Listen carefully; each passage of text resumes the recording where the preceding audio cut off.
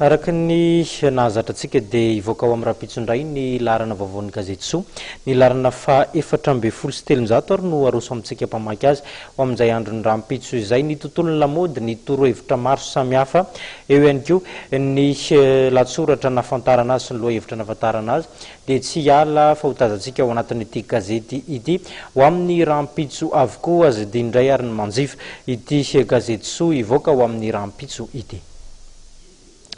Dia mifarotra teny koa tompolasa tovovavy ny fampahalalam-baovaontsika isan'ny songadina nentina taminao ny fahatongavan'ny ampahany amin'ireo fitaovana sy ny kojakoja ilaina amin'ny fiodinana faharoa amin'ny fifidianana faharoapolon'ny volana desambra izao isan'ny mitondra fanazavana makasika an'izay tao anatin'ny fampahalalam-baovao moa ny filohan'ny senitra ramatoa Atala Beatrice ho amin'ny rahampitso indray ny fotoana antsika manaraka tompolasa tovovavy metraka ny veloma ho amin'izay indray ary veloma tompoko.